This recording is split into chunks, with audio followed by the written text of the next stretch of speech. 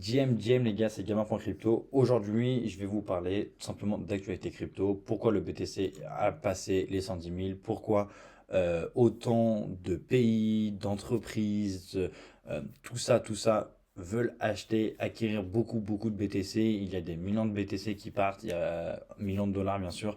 Il y a beaucoup d'argent qui rentre dans le marché. Donc ça, c'est très bullish. Aussi même avec les stablecoins, etc. On va tout voir ça dans la vidéo.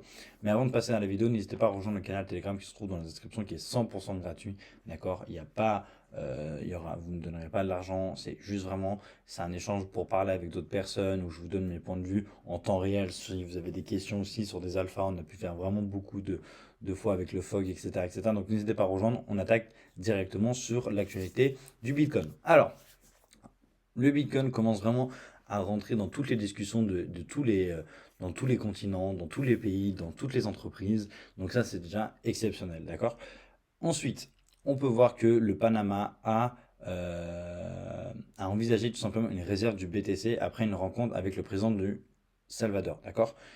Donc ça c'est déjà intéressant. Le Panama, qu'est-ce qu'ils ont vu? Ils ont vu que le Salvador, ils ont gagné plus de 350 millions de bénéfices grâce à leur réserve de BTC. D'accord? Donc le Panama, qui est un pays latino qui sont en manque d'argent comme le Salvador. Le Salvador a vraiment pu gagner de l'argent avec le BTC.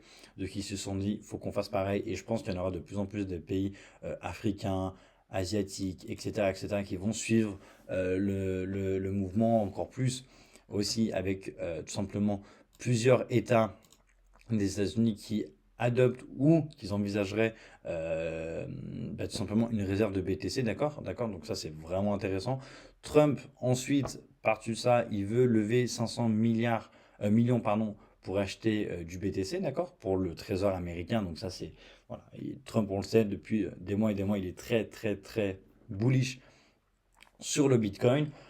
Surtout en plus que je pense que Trump, vu comment il est intelligent, il voudra pas spécialement les vendre après son mandat. Donc je pense qu'il y aura des clauses, il y aura des choses qui vont faire qu'en fait ils vont pas pouvoir les vendre, il n'y aura pas une pression vendeuse. Et c'est ça, c'est le plus important.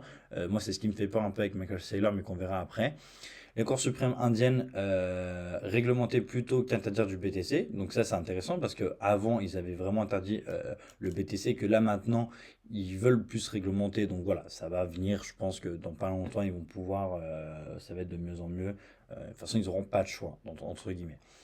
Ensuite, ça c'est la chose la plus, je trouve, qui est incroyable et qui ça montre que vraiment les gens sont bêtes et qu'ils ont vraiment raté le coche. Mais tant mieux pour nous, c'est qu'il y a vraiment un FOMO pour l'achat de BTC. Il y a vraiment eu un gros FOMO.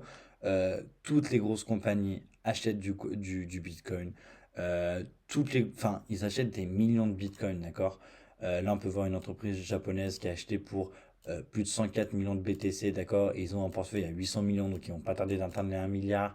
Une entreprise UK, pareil, côté achète du BTC pour sa trésorerie, d'accord? Donc ça, c'est incroyable. Michael Saylor, moi, c'est ce qui me fait un peu plus peur, par contre, d'accord? C'est Michael Saylor, qui a encore plus de 7000 BTC, donc ça fait un total de quasiment 800 millions. Le seul truc qui me fait peur, moi, voilà, c'est cette tête-là quand même, c'est que je trouve que Michael Saylor est un peu fou en sachant qu'il n'a pas toute la part de son entreprise, d'accord, de son fonds d'investissement. Donc, alors je pense quand même que ses clients ne vont pas réclamer de l'argent d'aussitôt, etc. Enfin, c'est plus technique que ça, d'accord. Là, je vous résume très vite, mais il peut avoir quand même une pression vendeuse à cause du Michael Saylor parce qu'il en achète beaucoup trop, je trouve. Et le problème, c'est que c'est pas comme si moi, je suis avec mon entreprise, j'achète du Bitcoin. Il n'y a que moi qui ai l'entreprise, ou même si je suis avec des collaborateurs, c'est différent. Lui, il a des clients, etc. C'est vraiment compliqué. Donc, c'est quand même un peu, je trouve ça un petit peu, c'est qui tout double pour moi, mais bon, on va pas non plus s'inquiéter, d'accord, il n'y a pas de problème. JP Morgan qui était vraiment contre les cryptos, maintenant, bah, ils ont en fait tout simplement été obligés que les clients sont désormais autorisés à acheter du BTC via leur service, et ça c'est incroyable parce que JP Morgan, ils étaient complètement contre les cryptos. Donc là, ils se sont rendus compte que les clients, enfin, c'était un vrai plus de pouvoir dire on peut acheter en BTC, donc ça c'est intéressant. Ensuite, régularisation des cryptos. La loi stablecoin, d'accord, elle a été adoptée au Sénat, donc plus de clarté pour les investisseurs, ça c'est toujours bullish, d'accord, les stablecoins commencent à être adoptés de plus en plus dans le monde, d'accord, il y a place au BTC, les stablecoins ça va arriver de plus en plus, donc ça c'est toujours aussi très intéressant. Ensuite, ça aussi, grosse bonne news qui injecte, ça a fait beaucoup injecter de l'argent, c'est vraiment grâce aux ETF de BlackRock, etc. Il y a vraiment eu de la liquidité vraiment massive sur les ETF BTC, d'accord? Il y a eu des journées à plus de 600 millions en un jour. Les total ETF BTC, c'est à plus de 40 milliards accumulés, d'accord? BlackRock ETF, ils sont à 3 milliards de volume en un jour. Ça, c'est gargantuesque, d'accord? C'est vraiment intéressant.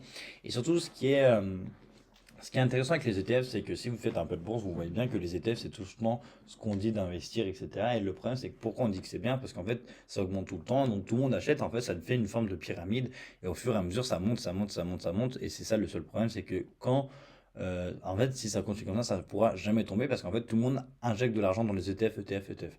Donc ça, c'est intéressant, donc ça ramène beaucoup, beaucoup de liquide, pardon, dans le marché, donc c'est vraiment fort. Et ça, c'est super sympa. Ensuite, une petite news un petit peu sympa que nous a fait croire, en tout cas nous a laissé penser qu'il y avait eu un échange avec Poutine pour les négociations avec la guerre en Ukraine, d'accord? Donc, s'il y a de la paix, tout simplement, il y aura de l'argent injecté dans des actifs risqués, dont la crypto-monnaie, donc BTC, dont tout ça.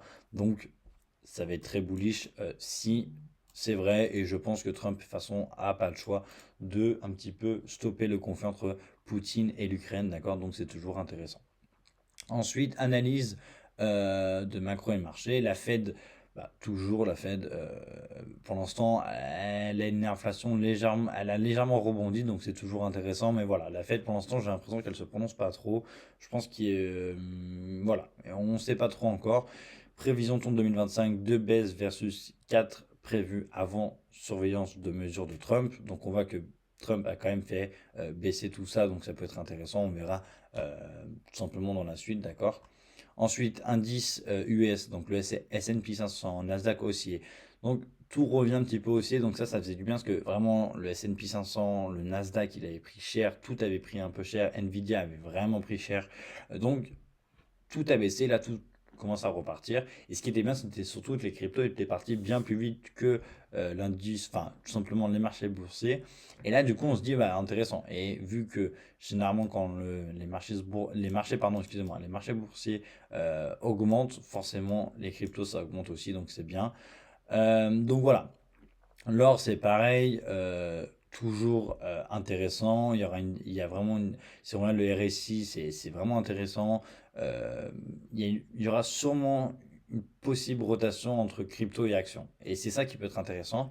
Moi, je pense les gens font plus de action vers crypto que de crypto vers action. Mais il y a aussi des cryptos, ceux qui font beaucoup d'argent en crypto, ils vont se dire, allez, on va aller dans un actif un peu moins risqué qu'on va vers les actions. Donc il y a toujours ces deux éventualités entre crypto et action. Ça dépend les profits, ça dépend de plein de choses. Donc voilà. Donc le Bitcoin est toujours tout simplement au cœur de l'attention, d'accord, que ce soit des entreprises, des gouvernements, etc., etc. Donc on a vraiment un contexte un petit peu macroéconomique vraiment très favorable, d'accord. Et donc pour moi, on est vraiment prêt pour un nouvel envol. Pour moi, le bull run va vraiment arriver, le super cycle plutôt, d'accord. Ça va vraiment arriver. Moi, ça me choquerait pas de voir un BTC à 150K, etc. Donc voilà. N'hésitez pas à me dire ce que vous en pensez de ma première un petit peu analyse marché. J'ai pas du tout l'habitude de faire surtout ça en vidéo, d'accord. Donc j'ai eu quelques manques de clarté, etc. Parce que je le fais pas souvent, parce que moi je sais que je n'aime pas trop faire ces vidéos-là, mais on m'a demandé ça dans le Telegram, parce que tout simplement, je trouve qu'il faut mieux aller chercher nous-mêmes les informations et que je vous les donne comme ça, en sachant que, voilà, je vais essayer de m'améliorer pour les prochaines fois. N'hésitez pas à liker, à commenter, dites-moi si j'ai raté une très grosse information, j'espère que j'en ai pas raté pour la vidéo. Et en tout cas, on se dit dans les prochaines semaines avec un